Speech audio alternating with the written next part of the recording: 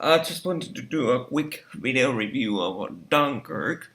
I saw it last week with my dad in Helsinki, Finland. And to preface what I'm going to say is that I have a personal, deep interest in the Second World War. Um, I don't know why, but I always have had and I want to say that I always will have. I guess it stems from the fact that from very early age, from about 9, 10, 11, something like that, my dad always used to bring me these audiobooks from our local libraries by Alistair MacLean, like Guns of Navarone, Force 10 of Navarone, and Where Eagles Dare. And I used to listen to these audiobooks. They were on C cassettes, and I used to listen to these as often as I could.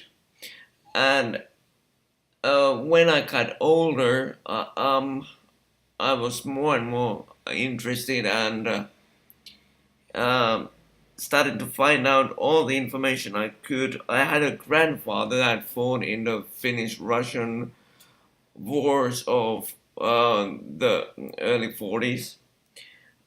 So that way I was very like personally and intimately interested always. And um, my grandfather didn't talk about it at all almost of the war. I just got him to talking once in his apartment. I wish I had a tape recorder with me then, because he started talking. He asked me straight away, like, "Do you wanna listen to my war stories?" And I was like, "Heck yeah!"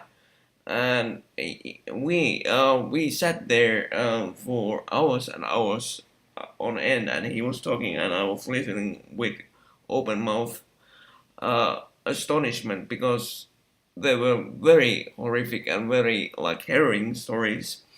So I guess my interest in these things concerning the Second World War stems from that kind of things. And also my dad has given me the knack to learn everything I can through books, movies, uh, documentaries, whatever.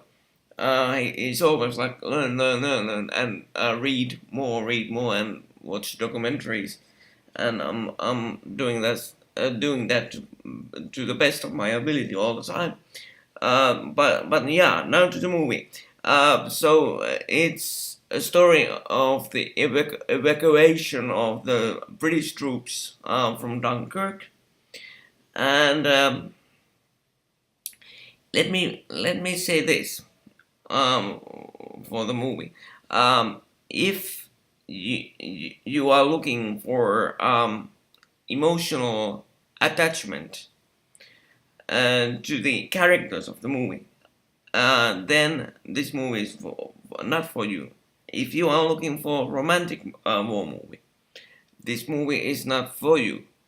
If you are looking to find out background information of the characters, this movie is not for you. But if you are looking for an intense experience in the movie theater of watching a real battle unfold before your eyes, then this movie is absolutely for you. If if you are interested in only what happened, not anything else, uh, there's not a lot of explanation, not a lot of backstory to anybody in the movie. So if you just want to see a very touching, a very riveting, a very I hate to use the words action packed, but action packed war movie, but action that is different, action that is feels really real, um, then this movie is for you. Um, as I said, there's not a lot of even dialogue in the movie. The movie lets the action speaks for itself, which is a very nice thing. There's, I would say, like three main arenas where the movie takes place. There's aerial battle between British and German airplanes. I think it was the Messerschmitt 109 and of course the British Spitfires. And there's land battle that takes place in the beach of Dunkirk. And there's a private boat that is coming to pick up the British soldier from the beach. So there you have your three main arenas for the movie, and it switches between these arenas. And the movie is very well made. It's the sound is wonderful. It's scary. It's you are immersed in this experience. It's shot in a very how should I say it? It's the movie is shot in a way that makes you feel like you are part of the action. Um, there's there's some music in the movie. I think actually I wasn't paying much attention to the music with it, which is very surprising for myself because the movie soundtrack is done by none other than Hans Zimmer, who is my absolute favorite movie composer of these days. And the movie is, by the way, directed by Christopher Nolan. I forgot to mention that at the start, and it's always also written by Christopher Nolan. Um, yeah, it's um as I was saying, the music you don't pay much attention to the music because the action takes center stage. But the music is a very good cue card to signal that something bad is gonna happen to these British troops. Because remember, this Dunkirk, happened before the Americans got involved in the war. So it's only English or British and French forces at the beach at Dunkirk in Belgium. So yeah, it's as I was saying, and I'm going to repeat myself. It's very like you feel the pain of these British soldiers. You feel the anguish. You feel the fear. You can smell the fear almost. Um, and what makes it perfect, in a sense, is that you don't know anything about their backstories. You don't know the person that is standing next to a character of the movie. You don't know them. You just know that they are there and they have this thing that they have to come through. And Christopher Nolan is very good at keeping the audience in a state of suspense, and the movie doesn't let go. It's action through and through. It's the battle through and through. There's nothing else than the battle through and through. So if you are looking for romantic experience, um, if you're looking for a romantic war movie that has girlfriends, wives, or children, or whatever, it's this is not nothing like that. Absolutely nothing like that. And yeah, I absolutely have to mention two of the stars of the movie, if you can call them that. There's Kenneth Branagh, who is absolutely fantastic as a British naval officer in the movie. He's spot on. I don't know if it's based on a real character. Actually, I doubt it. But and there's also this is stupid. I have to check his name so I get it right. Wait 1 second here. Mark Rylance, who people remember from winning an Oscar from for the movie called Bridge of Spies, which was directed by Steven Spielberg and starred Tom Hanks. But Mark Rylance got the Oscar. Although I have to say uh, I wouldn't have given him an Oscar for that performance. There was, in my mind, better performances that year. But this performance by Mark Rylance as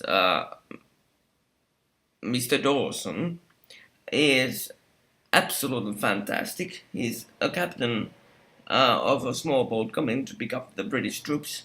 Um, yeah, you feel like you are with him in the boat. You feel like you want to do exactly as he tells his son to act. You believe that guy. And as I said, there's Kenneth Branagh, who is of course known as a wonderful director and a wonderful actor. But in this movie, he gives one of his best, very low key but still riveting performances. Absolutely fantastic. Absolutely, you believe that he's a British naval officer in full command of the situation, in um, absolutely fantastic performance. And I know there's a lot of other great actors in the movie, but those are the only two that I'm going to mention because I think they are the two of the most perfect characters in the movie. I also have to mention that there's like you don't care who the actors are because you are so into the movie when the movie is going on. And there's Tom Hardy is playing one of the parts, but I didn't give a damn who was playing the parts because every actor, even in a small role, they felt right for the movie. And I certainly forgot that there was Tom Hardy or there was Mark Rylance or there was Kenneth Branagh playing the characters because you believe the characters, and that's the main thing. Um, but there's one small, or not so small, but uh, a negative thing that I have to say that took me out of the movie somewhat. It happened from time to time, and it happened a few times. I don't know why Christopher Nolan did it, but every time he switched from battle to battle, from air to ground or to the sea, um, he stopped the other action. And as people know, war doesn't stop because you wanna change perspective on the events. So yeah, I absolutely hated it because it was very poignant at the end of the movie because there's this sequence and by the way, spoiler alert a little bit. There's a sequence at the end of the movie where the soldiers are coming back from the battlefield or the sea back to England, and they are sitting in the trains and they are reading newspapers, and at the same time Christopher Nolan, for some reason I don't know what, decided to make this Spitfire because there was a Spitfire landing out of fuel, out of ammunition, onto the beach at Dunkirk. And it was very clear that these things didn't happen at the same time, because this train sequence took about, I would say, 6 7 minutes, and at the same time Christopher Nolan was making us believe as an audience that Spitfire landing from about, I would say, 300 meters um, to the beach took those same 6 7 minutes. And the funny thing was that it wasn't even playing at the same time. In the train sequences, there was morning, and at the plane coming down sequences, I interpreted it as night falling. So I I had a very hard time accepting the end. I know that it's artistic. I know that it looked cool, but sometimes you have to say to yourself that can happen like that. So it was artistically, it was beautiful and nice to look at, but it didn't have anything to do with reality. And the thing that um, took me out of that sequence or scene was that the other parts of the movie were absolutely fantastic. And then the director decides to do this odd thing at the end of the movie. And I was like, what the heck is the guy doing? And my dad was looking at me at this exact moment, like to say, like, what is going on? And we discussed this after the movie, like, why did the director choose to do this? And I have seen a couple of other reviewers discussing the same thing. I'll say it again. The movie in itself is fantastic. If you are looking for, um, let's say, traditional war picture, you are not getting it. You are getting something, I would say, somewhat new approach to war movies. If you are looking for a traditional Christopher Nolan picture, like Batman or his other pictures, you are not gonna get that. You are getting a very unique style of filmmaking. But if you enjoy that kind of thing, if you are a history nut like me, you are really going to enjoy this movie. So go and enjoy the heck out of it. And I really have to say that I think the movie is getting an Oscar nomination at least. Uh, it's even a good contender for the best picture of the year in my mind, because it feels this. Oh yeah, one other small complaint I have about the movie is that it's meant like an Oscar picture. You know, it was artistic, as I said. Okay, that's cool, but it at least to my nose, it had the smell of an Oscar bait movie through and through. It was a very nice picture. It was a very cool picture, but still, there was this smell of I want an Oscar. So that's another complaint I have about it. Nothing else. But as I was going to say, I really think that this movie is going to get an Oscar nomination at next year's Oscars. Let's see. I really hope it does, because it's one of the I'm not sure how to word this, but one of the best slash um, most unique war pictures I have ever seen in my life. And that's very cool. And I hope that Christopher Nolan um, gets all the acknowledgments and like awards that he can get, because he deserves them for this picture. Because it takes I'll say it straight, it takes balls to change your filmmaking style that much for a picture. Because it wasn't a traditional Christopher Nolan movie. It was something else. It was something else completely, but it worked. It worked, and he made it work, and the actors made it work. So yeah, but that's my review of Dunkirk. Um, as I said, go and watch it, and I'll be back to you soon. Have a great evening, or night, or morning. Whenever you're watching this, remember to subscribe. Remember to like or dislike and comment. It would help me very much. Thanks. Bye bye.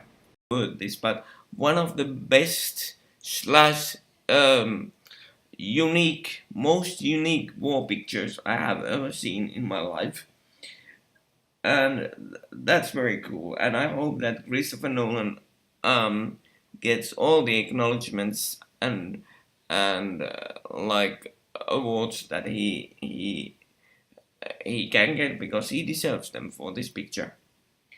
Because it takes, I'll say it straight, it takes balls to change your filmmaking style that much for a picture.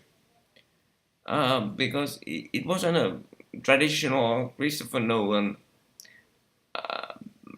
movie. It was something else. It was something else completely, but it worked. It worked, and he made it work, and the actors made it work.